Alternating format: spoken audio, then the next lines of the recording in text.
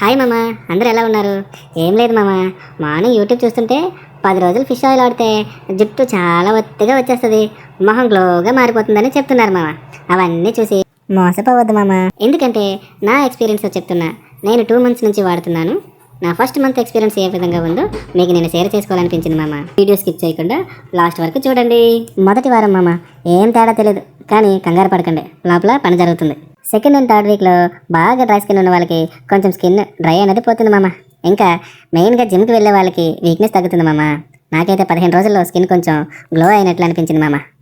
ఇంకా ఫైనల్గా 4th week వచ్చేసరికి మనకి కొంచెం మంచి రోజులు వచ్చాయి అనిపిస్తుంది మామ.